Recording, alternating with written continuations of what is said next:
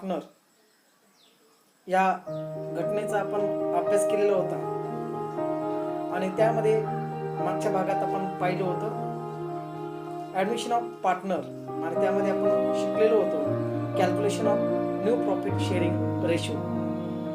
जेव्हा एखाद्या फर्ममध्ये नवीन पार्टनरचं ॲडमिशन होतं त्यावेळेस काही स्टेप्स असतात, तर ती पहिली स्टेप आपण मागच्या भागात पाहिली होती. आपण पुन्हा पाहूया. Calculation of new profit sharing ratio. आपल्याला न्यू प्रॉफिट शेअरिंग रेशोचं कॅल्क्युलेशन करावं लागतं. दुसरा भाग आहे त्यामध्ये revaluation of asset and liabilities. तिसरा भाग आहे त्यामध्ये पहा गुडविल व्हॅल्युएशन. चौथा भाग आहे कॅपिटल ॲडजस्टमेंट आणि पाचवा भाग आहे adjustment of undistributed profit or losses.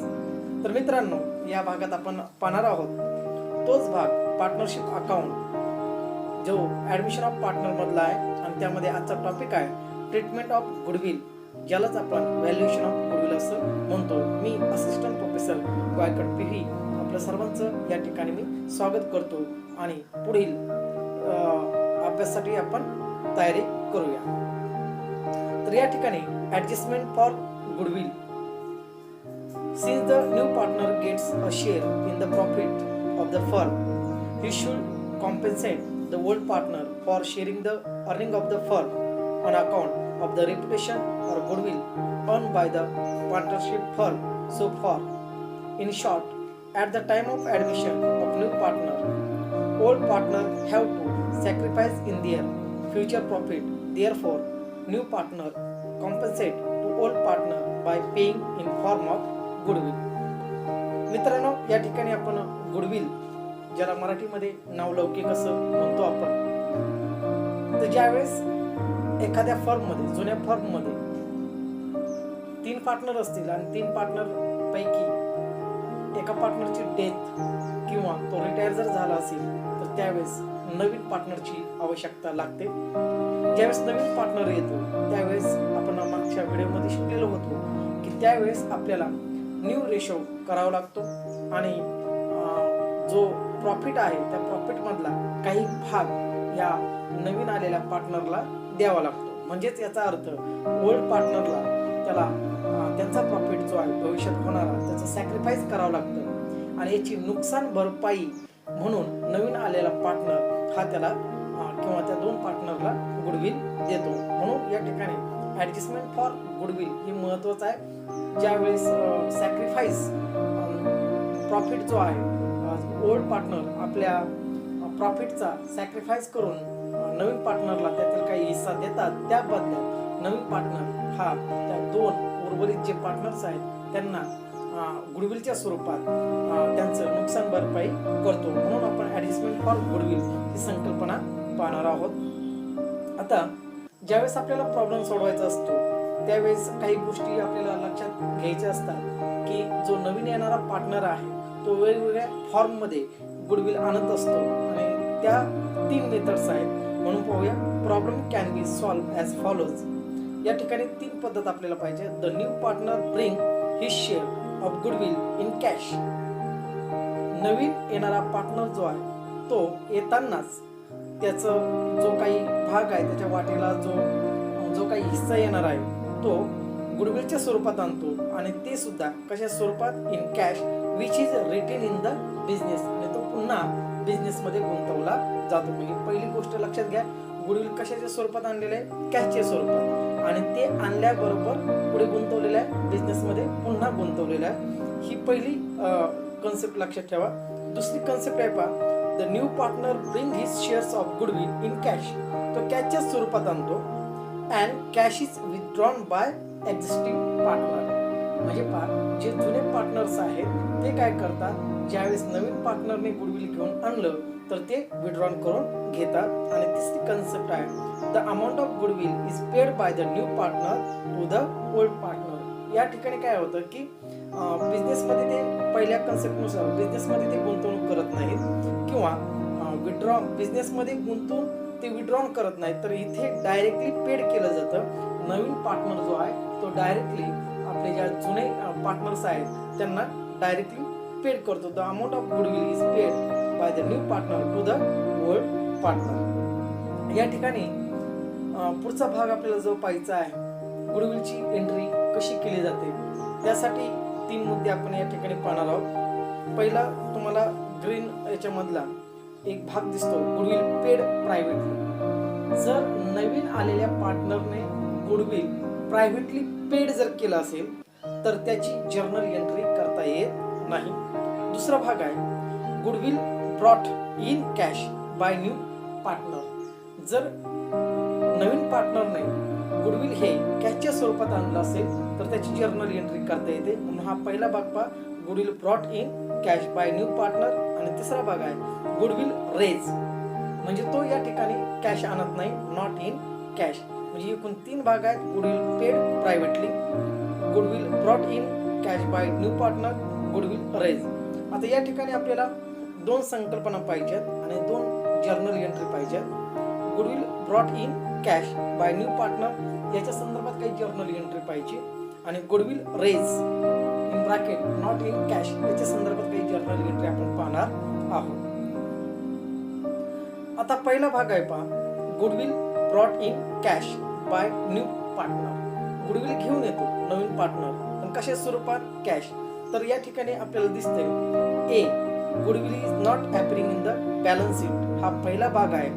आणि त्यात नंतर दुसरा भाग आहे B, goodwill is appear in old balance sheet. म्हणजेच पहा, goodwill brought in cash by new partner यामध्ये 2 भाग येतात, पहिला ए भाग आणि दुसरा आहे बी भाग. तर पुन्हा आपण जाऊया ए भागाकडे. Goodwill brought in cash by new partner, त्यामध्ये ए आहे आणि ए मध्ये 2 उपघटक आहेत, पहिला आणि दुसरा. पहिल्यामध्ये 2 जर्नल एंट्री आहेत, ए आणि बी, आणि दुसऱ्यामध्ये 3 जर्नल एंट्री आहेत, ए बी सी.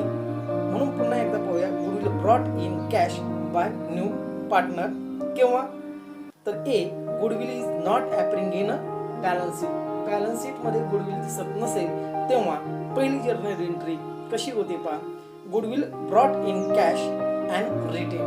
गुडविल आणलं कॅश मध्ये आणि ते पुन्हा बिझनेस मध्ये गुंतवलं तर त्याची पहिली जर्नल एंट्री आहे, ए नंबर पहा, cash oblique bank account debit to goodwill account. म्हणजे कॅश बँक अकाउंटच्या डेबिटला टू गुडविल अकाउंट. आणि दुसरी एंट्री गुडविल अकाउंटच्या डेबिटला to old partners capital account. ते कोणत्या रेशोमध्ये, इन सॅक्रिफाईस रेशोमध्ये. पहा, न्यू रेशोमध्ये या ठिकाणी नाही, तर गुडविल वापरता, गुडविल वाटत असताना किंवा गुडविलची जर्नल एंट्री करताना किंवा गुडविल देताना तर कोणत्या रेशोमध्ये, सॅक्रिफाईस रेशोमध्ये गुडविलची वाटणी करता येते. आता दुसरा भाग आहे goodwill brought in cash and withdraw.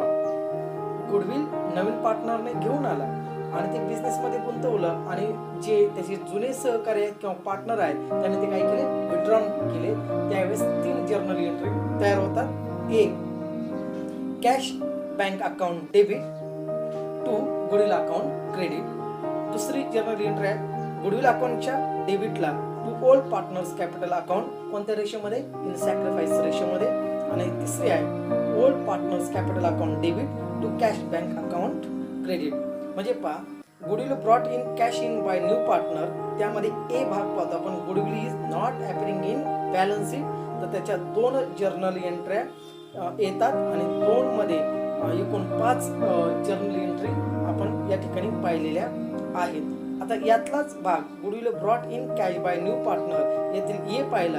आता या ठिकाणी आपण पाहणार आहोत B, goodwill is appear in old balance sheet. Balance sheet मध्ये गुडविल दिसत आहे, त्यावेळेस जर्नल एंट्री कशी होती आपण ती पाहणार आहोत. बिफोर पासिंग अबोव 2 एंट्रीज, म्हणजे अगोदरच्या A1, write off goodwill existing in the old balance sheet. तर तिथे जर्नल एंट्री कशी येते पहा, old partners capital account debit to goodwill account credit. मग आता या ठिकाणी जर लक्षात घ्यायचं असेल तर ओल्ड पार्टनर्स कॅपिटल अकाउंटच्या डेबिटला काय दिलंय, टू गुडविल अकाउंट. कोणत्या रेशोमध्ये, इन ओल्ड रेशोमध्ये. म्हणजे पहा, बी मध्ये कोणता रेशो आला, इन ओल्ड रेशो. आता goodwill brought in cash by new partner यामध्ये एकूण 2 घटक आहेत, goodwill is not appear in the balance sheet आणि दुसरा भाग आहे B, goodwill is appear in old balance sheet. तर याची थोडक्यात समरी जर पाहिजे असेल तर खाली 3 मुद्दे दिलेले आहेत, 1, 2, 3. Goodwill should be distributed in sacrifice ratio. Goodwill ज्यावेळेस नवीन पार्टनर घेऊन येतो तर त्याचं डिस्ट्रीब्युशन हे सॅक्रिफाईस रेशोने झालं पाहिजे. म्हणजेच याचा अर्थ किंवा त्याचा फॉर्म्युला जर पाहिला इथे कंसामध्ये मी शॉर्टकटमध्ये दिला, sacrifice ratio is equal to old ratio minus new ratio. म्हणजे ओल्ड रेशो मधून जर न्यू रेशो मायनस केला तर कोणता येतो, सॅक्रिफाईस रेशो येतो.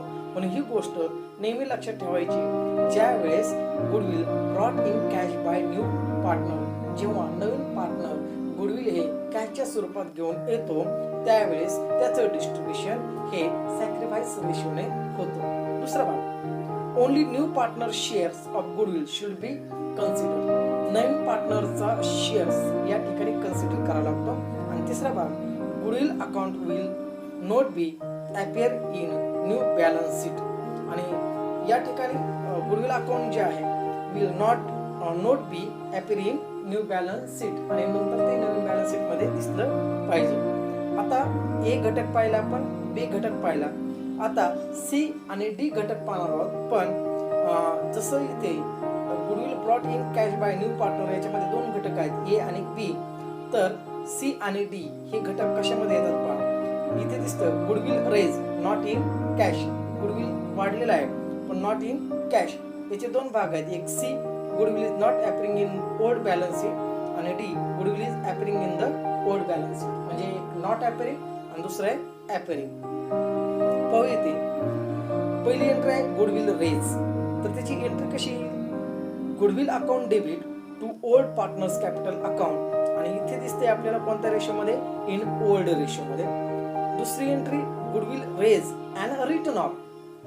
तर गुडविल अकाउंटच्या डेबिटला काय दाखवलं, to old partners capital account. कोणत्या रेशोमध्ये, इन ओल्ड रेशोमध्ये. आपल्या एक लक्षात आलं पाहिजे, ए आणि बी पाहिलं तर त्या ठिकाणी आपण सॅक्रिफाईस रेशो वापरला आणि सी आणि डी मध्ये आपण कोणता रेशो वापरतोय, ओल्ड रेशो. या दोन गोष्टी पार्टनरशिप अकाउंट शिकताना महत्वाचं आहे. म्हणून पहिल्या कन्सेप्ट आपले खूप महत्वाचे की आपल्याला न्यू रेशो काढता आला पाहिजे, सॅक्रिफाईस रेशो काढता आला पाहिजे आणि ओल्ड रेशो आपल्याला काढता आला पाहिजे किंवा आपल्याला माहित असला पाहिजे. तरच गुडविलचा प्रॉब्लेम सोडताना आपल्याला ह्या गोष्टी लक्षात राहतील. त्यानंतर goodwill raise and written off यामध्ये गुडविल अकाउंटच्या डेबिटला to old partners capital account आणि दुसरे आहे all partners capital account debit to goodwill account. म्हणजे goodwill raise not in cash याच्यामध्ये सी मध्ये किती भाग पडतात, 2 आणि एकूण जर्नल एंट्री होतात 3. आता पुढचा भाग पाहूया, goodwill raise not in cash. कोणता भाग आहे, D. Goodwill is appearing in the old balance sheet. तर इथे goodwill account in bracket new compare with the balance sheet there will be the 2 possibilities. या ठिकाणी 2 पॉसिबिलिटीज आहेत, 2 शक्यता आहेत. आयदर इन्क्रीजिंग गुडविल, जर गुडविल मध्ये वाढ जर झाली तर, आयदर डिक्रीजिंग गुडविल, जर गुडविल मध्ये जर शक्यतो कमी आले किंवा डिक्रीज झालं गुडविल तर जर्नल एंट्री कशी होते. म्हणून पुन्हा पहा, गुडविल जर वाढलं आणि गुडविल जर कमी झालं तर ते जर्नल एंट्री वेगळ्या पद्धतीने होते. म्हणून either increasing goodwill account debit to old partners capital account. कोणत्या रेशोने, इन ओल्ड रेशो. आणि दुसरा भाग आहे आयदर डिक्रीजिंग गुडविल, जर गुडविल मध्ये डिक्रीज झालं तर ओल्ड पार्टनर्स कॅपिटल अकाउंटच्या डेबिटला to goodwill's account in old ratio.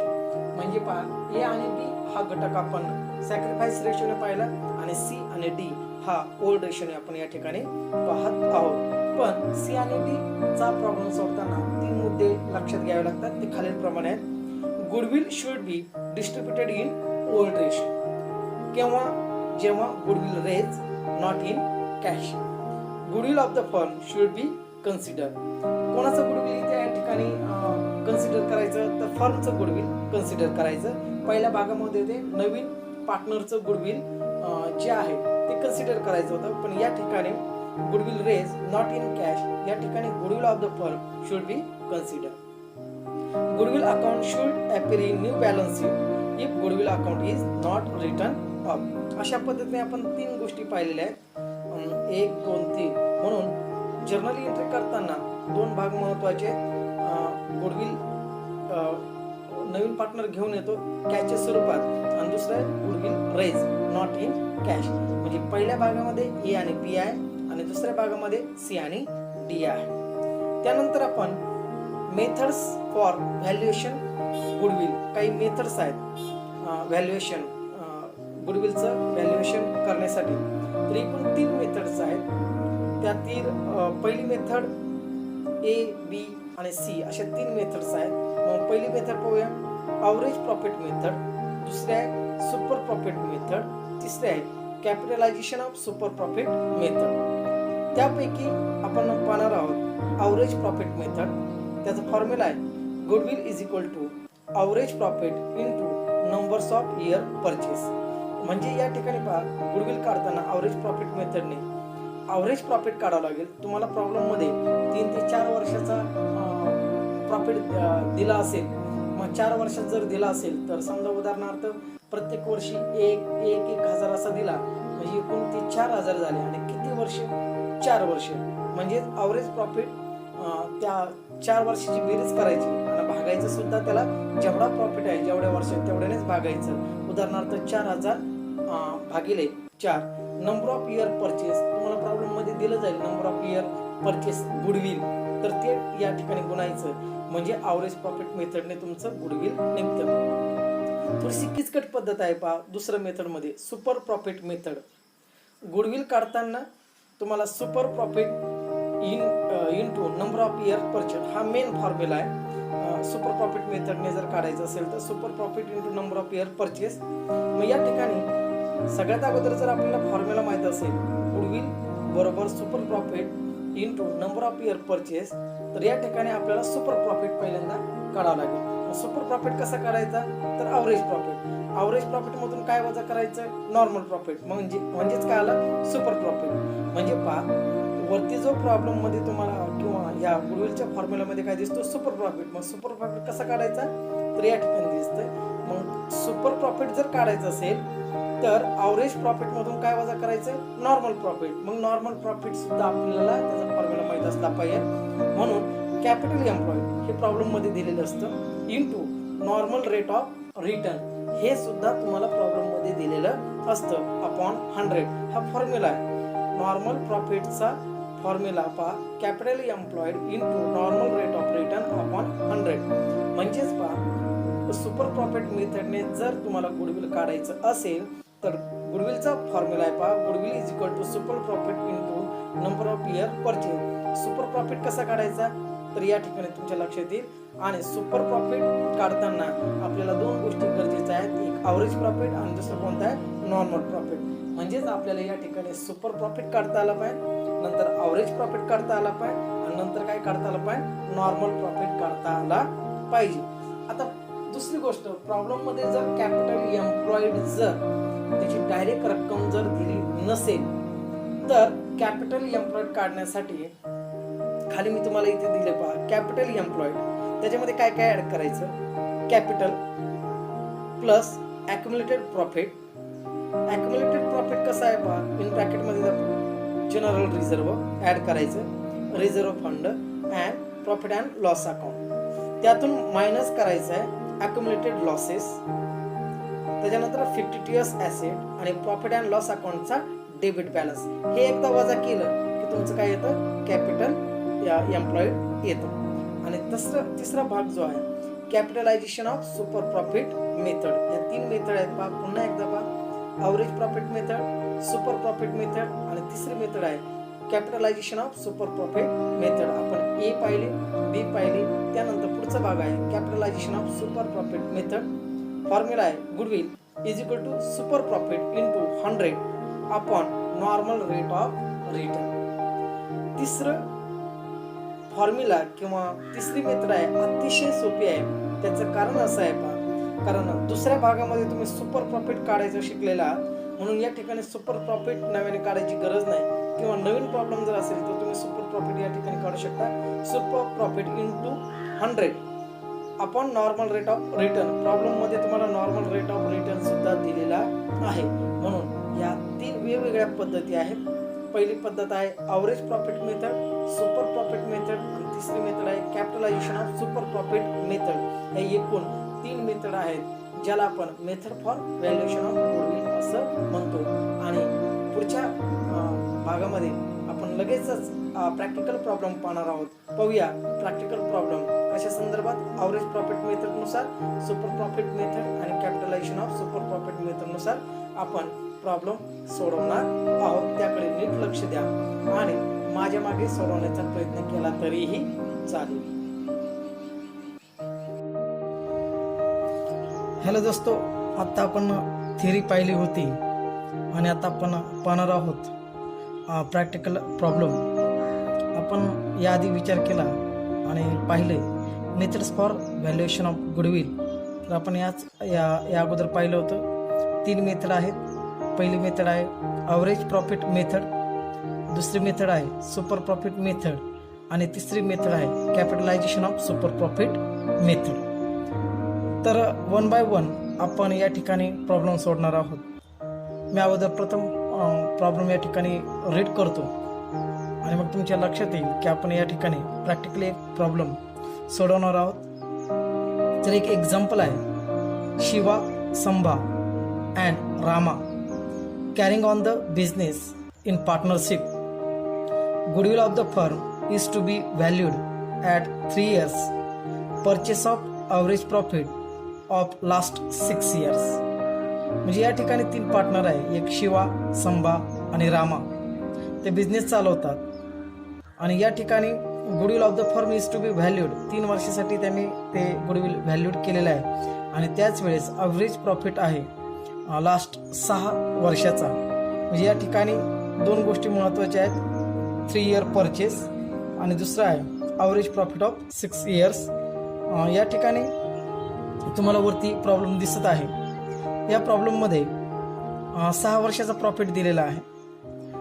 पहिला प्रॉफिट आहे 10,500, दुसरं प्रॉफिट आहे 22,000, तिसरं लॉस झालेला आहे 3,500, चौथा आहे 27,000 प्रॉफिट आहे, 40,000 प्रॉफिट आहे आणि नंतर 60,000 प्रॉफिट आहे. म्हणजे एकंदर 6 वर्षाचा या ठिकाणी प्रॉफिट दिलेला आहे.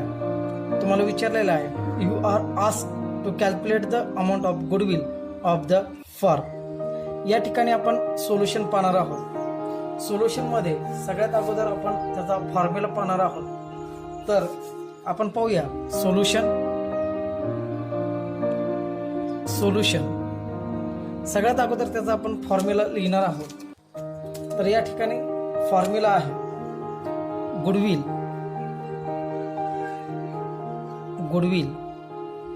Is equal to average profit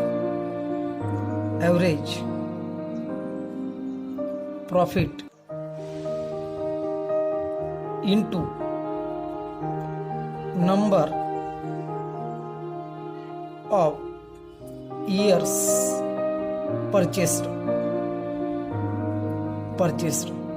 वरील प्रॉब्लेममध्ये आपल्याला दिलेले आहे पहा. या ठिकाणी तुम्हाला प्रॉब्लेममध्ये आपण या ठिकाणी सोल्युशनमध्ये एक फॉर्म्युला दिलेला आहे गुडविल कसं काढायचं. तर ही कोणती मेथड आहे, तर ही मेथड आहे ॲव्हरेज प्रॉफिट मेथड. आपल्याला प्रॉब्लेम सोडवायचा आहे ॲव्हरेज प्रॉफिट मेथड, ज्याला आपण APM मेथड असं म्हणतो, ॲव्हरेज प्रॉफिट मेथड. आणि हा जो फॉर्म्युला आहे तुम्हाला दिलेला, या ठिकाणी आपल्याला गुडविल काढायचं आहे कोणत्या मेथडने, ॲव्हरेज प्रॉफिट मेथड. मग या ठिकाणी तुम्हाला जो फॉर्म्युला दिला आहे गुडविल बरोबर average profit into number of years purchase, या पद्धतीने आपल्याला सोडवायचं आहे. तर या ठिकाणी आता फॉर्म्युला दिलेला आहे. आता सर्वात अगोदर आपल्याला काढावं लागेल ॲव्हरेज प्रॉफिट काढताना या ठिकाणी ॲव्हरेज प्रॉफिटचा फॉर्म्युला आपल्याला प्रथम लिहावा लागेल. ॲव्हरेज प्रॉफिट फॉर्म्युला आहे पहा, total profit upon number of years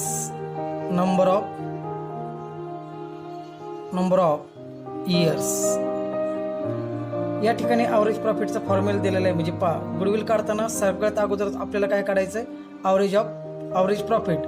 आणि प्रॉब्लेममध्ये आपल्याला नंबर ऑफ इयर्स परचेस दिलेले आहेत. आता ॲव्हरेज प्रॉफिट काढताना आपल्याला काढायचं टोटल प्रॉफिट आणि त्याला भागायचं आपल्याला नंबर ऑफ इयर्स. मग आता ॲव्हरेज प्रॉफिट प्रॉब्लेममध्ये दिलेला आहे. पहिला प्रॉफिट दिलेला आहे 10,500, नंतर दिलाय 22,000 प्रॉब्लेममध्ये दिसतोय पहा आपल्याला. नंतर पुढील जो आहे तो लॉसमध्ये आहे म्हणून आपण त्याला कंसात टाकूया 3,500 प्लस त्याची बेरीज करूया.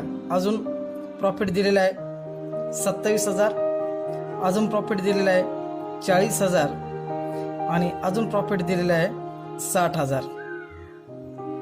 म्हणजे पहा 10,500 अधिक 22,000 अधिक 3,500 हा लॉस आहे, अधिक 27,000 अधिक 40,000 आणि अधिक शेवटी दिलेला आहे 60,000.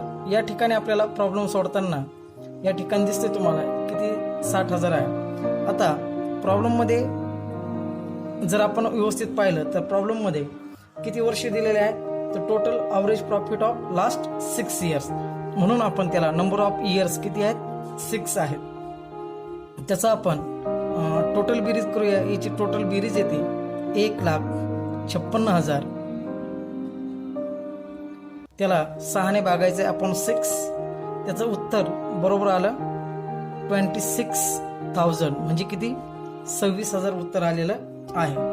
आता गुडविल काढताना म्हणजे ॲव्हरेज प्रॉफिट या ठिकाणी दिसते आपल्याला ॲव्हरेज प्रॉफिट. तर आपला ॲव्हरेज प्रॉफिट किती आलेला आहे इथे लिहितो मी. ॲव्हरेज प्रॉफिट किती आलेला आहे 26,000. मग ॲव्हरेज फॉर्म्युला आपण पुन्हा पाहणार आहोत गुडविलचा. ॲव्हरेज प्रॉफिट इथे परत लिहितो मी म्हणजे लक्षात येईल. गुडविल बरोबर average profit into number of years purchase. या ठिकाणी मी इथे लिहिलेलं आहे. मग आता गुडविल काढताना गुडविल ॲव्हरेज प्रॉफिट आपला किती आलेला आहे 26,000. किती इयर्स परचेस आहे 3 इयर्स परचेस आहे. म्हणजे टोटल गुडविल आपलं या ठिकाणी येते ₹78,000 म्हणजे किती आलं 78,000 म्हणजे 78,000. या ठिकाणी काय आलं आपलं गुडविल आलं. ही मेथड आहे ॲव्हरेज प्रॉफिट मेथड. कोणते ॲव्हरेज प्रॉफिट मेथड. ही पहिली मेथड आहे की ज्याद्वारे आपण काय करतो गुडविल काढतो. हे गुडविल आलेले आहे 78,000 म्हणून ॲव्हरेज प्रॉफिट मेथडचा फॉर्म्युला आहे गुडविल बरोबर average profit plus into number of years purchase. आणि ॲव्हरेज प्रॉफिट काढताना काढायचं आपल्याला टोटल प्रॉफिट जो प्रॉब्लेममध्ये तुम्हाला दिलेला आहे वरती आणि त्याला भागायचं नंबर ऑफ इयर्स. पुढील आपण एक प्रॉब्लेम लगेच सोडणार आहोत जो आहे सुपर प्रॉफिट मेथड. यानंतर आपण दुसरा प्रॉब्लेम पाहणार आहोत आणि तो प्रॉब्लेम आपल्याला सोडवायचा आहे. आणि दुसरं एक्झाम्पल जे आहे ते आहे super profit method. Super profit method. Super profit मेथडचा आपण प्रॉब्लेम सोडणार आहोत. तर या ठिकाणी मी तुम्हाला वरती प्रॉब्लेम दिसते पहा. Messrs Tirupati traders capital employed is ₹1 lakh. The normal rate of return is similar type of the business is 10%. म्हणजे प्रॉब्लेम मध्ये तुम्हाला कॅपिटल एम्प्लॉयड दिसते ₹1 lakh आणि normal rate of return in similar type of business is 10%. म्हणजे जो 10% आहे तर तो नॉर्मल रेट आहे आणि टोटल कॅपिटल एम्प्लॉयड आहे या ठिकाणी ₹1 लाख आहे. द लास्ट 3 years प्रॉफिट मागील 3 वर्षाचा मेसर्स तिरुपती ट्रेडर्स आर ₹20,000. मागील 3 वर्षाचा त्यापैकी पहिल्या वर्षाचा 20,000 ₹18,000.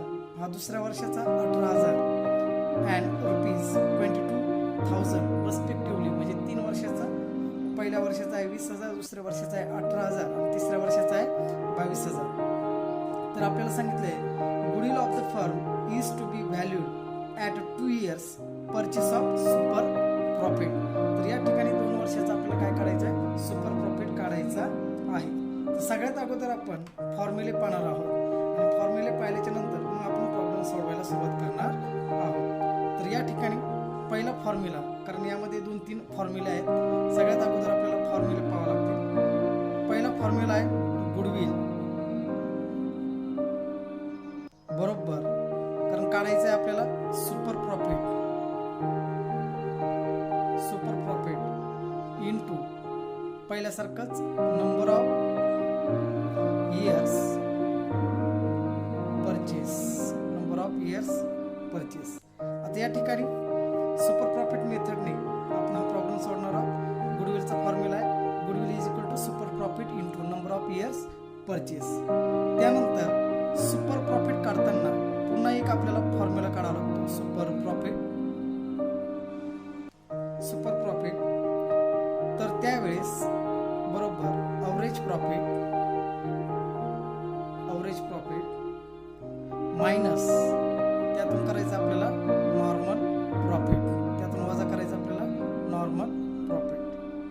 म्हणजे पहा गुडविल बरोबर super profit into number of years purchase हा एक फॉर्म्युला. सुपर प्रॉफिट काढायचं आपल्याला बरोबर average profit minus normal profit. पुन्हा आपल्याला काढावं लागेल इथे मी पहिला सुपर प्रॉफिट काढला, सुपर प्रॉफिट नंतर आपल्याला येतोय अवरेज प्रॉफिट.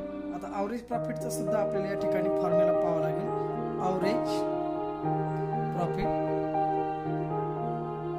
प्रॉफिट बरोबर टोटल प्रॉफिट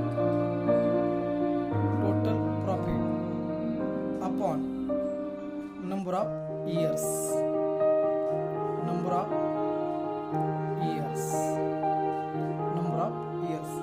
या ठिकाणी मित्रांनो पहा, आता अवरेज प्रॉफिट काढताना आपल्याला प्रॉब्लेम मध्ये जे दिलेत प्रॉफिट ते पाहूया आपण. प्रॉब्लेम मध्ये दिलेले आपल्याला प्रॉफिट 20,000 प्लस 18,000 प्लस 22,000 आणि नंबर ऑफ इयर्स प्रॉब्लेम मध्ये दिलेले आहे नंबर ऑफ, म्हणजे त्याचा अवरेज जर काढायचं असेल तर प्रॉफिट 1, 2, 3 म्हणजे 3 प्रॉफिट आहे 3 वर्षाचे, म्हणून त्याचा अवरेज काढला आपण, पॉईंट घेतले आपण 3. तर बरोबर त्याचं उत्तर आलेलं आहे. अवरेज प्रॉफिट किती आलेलं आहे या ठिकाणी 20,000, म्हणजे अवरेज प्रॉफिट आला 20,000. आता या ठिकाणी आपल्याला प्रॉब्लेममध्ये नॉर्मल प्रॉफिट दिलेला नाही, तर आपल्याला आता नॉर्मल प्रॉफिट काढायचं आहे. या ठिकाणी मी काढतो नॉर्मल प्रॉफिट.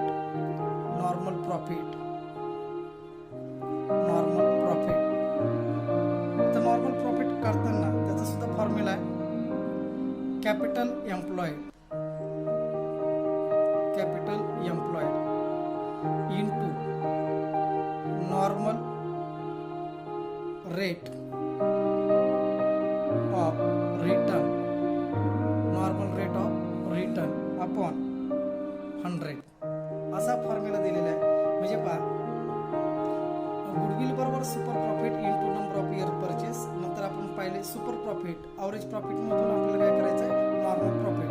म्हणजे सगळ्यात अगोदर आपल्याला ह्या सुपर प्रॉफिट जर काढायचं असेल तर आपल्याला सगळ्यात अगोदर खालून वरती जायचं आहे, आपल्याला अवरेज प्रॉफिट काढायचं आहे. म्हणून आपण अवरेज प्रॉफिटचा फॉर्म्युला या ठिकाणी पाहिला. त्यानंतर अवरेज प्रॉफिट काढल्याच्या नंतर अवरेज प्रॉफिट आपला आलेला आहे 20,000. मग त्यानंतर आपल्याला काढायचं आहे normal profit.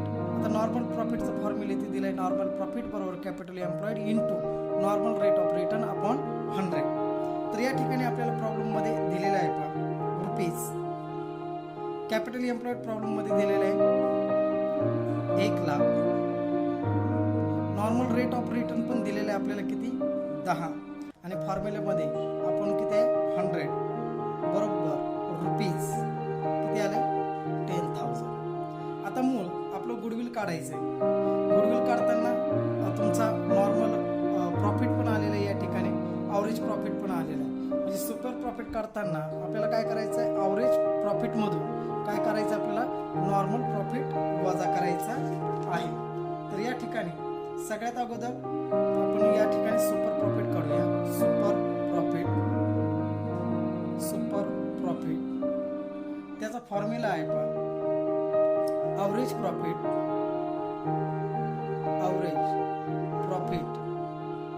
Minus normal profit. आता या ठिकाणी ॲव्हरेज प्रॉफिट आला 20,000 आणि नॉर्मल प्रॉफिट आला किती या ठिकाणी 10,000. मग या ठिकाणी वजा करूया 20,000 मायनस नॉर्मल प्रॉफिट वजा करा 10,000 बरोबर सुपर प्रॉफिट आपल्या आलेला आहे मायनस 20,000 मधून 10,000 गेले आला प्रॉफिट आपला 10,000. आता आपल्याला गुडविल काढायचं आहे. वरचा फॉर्म्युला घेऊया आपण. गुडविल बरोबर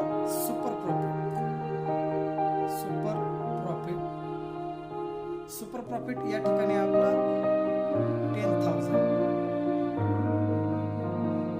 into number of years purchase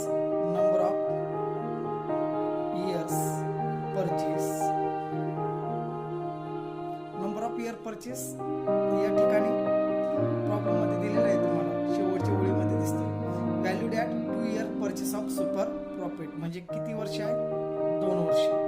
म्हणजेच याचा अर्थ किती आलेला आहे टोटल रुपीज सुपर प्रॉफिट मेथडनुसार गुडविल आलेलं आहे रुपीज 20,000.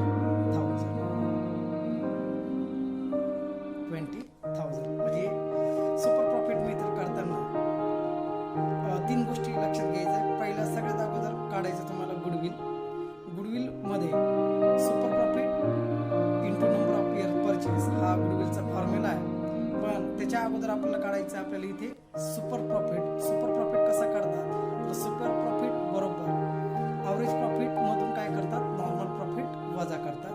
पुन्हा आपल्याला यावं लागेल ॲव्हरेज प्रॉफिट कसा करतात जेवढा दिलेला प्रॉफिट आहे जेवढं वर्ष त्याने त्याला भागायचं आहे. म्हणून प्रॉब्लेम मध्ये 20,000 18,000 आणि 22,000 म्हणजे 1 वर्ष 2 वर्ष आणि 3 वर्ष म्हणून त्याला 3 वर्षाने भागितलं. ॲव्हरेज प्रॉफिट आला 20,000. पुन्हा आपल्याला नॉर्मल प्रॉफिट काढायचं आहे. नॉर्मल प्रॉफिटचं इथं फॉर्म्युला दिलेला आहे. म्हणजे एक गोष्ट महत्त्वाची आहे ॲव्हरेज प्रॉफिट आणि नॉर्मल प्रॉफिट हे सेपरेट काढायचे. ॲव्हरेज प्रॉफिट काढला नॉर्मल प्रॉफिट काढला.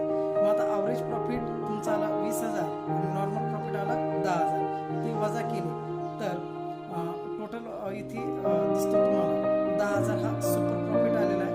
म्हणजे सुपर प्रॉफिट जर गुडविल काढायचं असेल तर सुपर प्रॉफिटचा गुणाकार नंबर ऑफ इयर परचेस बरोबर करायचा आहे.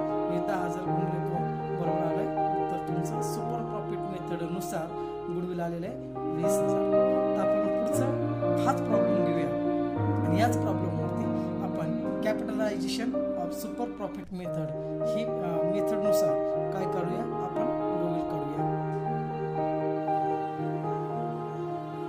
या ठिकाणी आपण तिसरी मेथड पाहणार आहोत आणि ती मेथड आहे capitalisation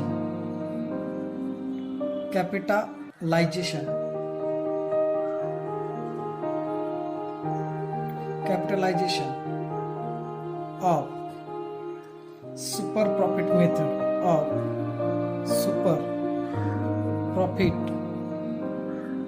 method.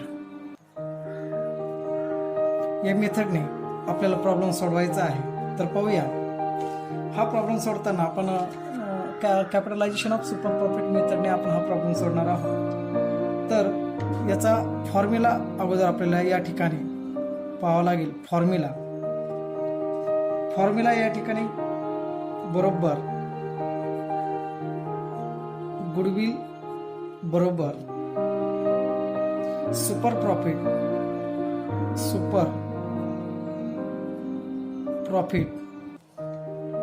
Into 100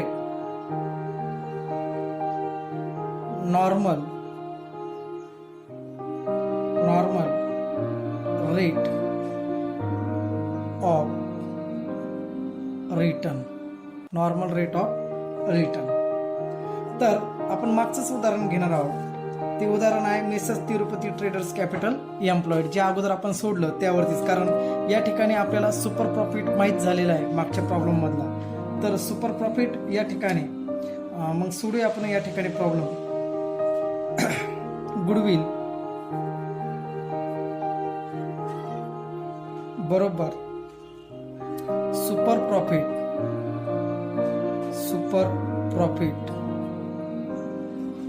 into formula पुन्हा घेतोय 100 upon normal rate of return. Normal rate of return हा फॉर्म्युला घेतलेला आहे. मग आता मागचा प्रॉब्लेम मधला सुपर प्रॉफिट आपला आलेला आहे 20,000 इंटू 100 अपॉन मागच्या प्रॉब्लेम मध्ये नॉर्मल रेट ऑफ रिटर्न दिलेला आहे किती आहे 10. तर गुडविल आलेला आहे capitalisation of super profit method नुसार गुडविल बरोबर रुपीज 2 लाख. तिसरी मेथड अतिशय सोपी आहे. तिसरी मेथड ने जर प्रॉब्लेम सोडवायचा असेल तर सगळ्यात अगोदर आपल्याला सुपर प्रॉफिट काढावा लागतो. म्हणून तिसऱ्या मेथडचा प्रॉब्लेम सोडताना ही मेथड पहिल्या दुसरा जो सुपर प्रॉफिट मेथड दिलेली आहे ती सुपर प्रॉफिट मेथड महत्वाची आहे. सुपर प्रॉफिट मेथड एकदा तुम्हाला काढता आली तर automatic capitalisation of super profit मेथडने आपल्याला गुडविल काढता येतं. म्हणून पुन्हा एकदा पाहूया. गुडविल बरोबर super profit into 100 upon normal rate of return. It is the formula. हा फॉर्म्युला आहे. फॉर्म्युलामध्ये मागच्याच प्रॉब्लेमचं आपण जे एक्झाम्पल घेतलं होतं त्यामध्ये सुपर प्रॉफिट आलेलं आहे 20,000 आणि 100 नॉर्मल रेट ऑफ रिटर्न दिलेलं आहे 10. तर गुडविल आलेलं आहे किती रुपीज 2 लाख. धन्यवाद.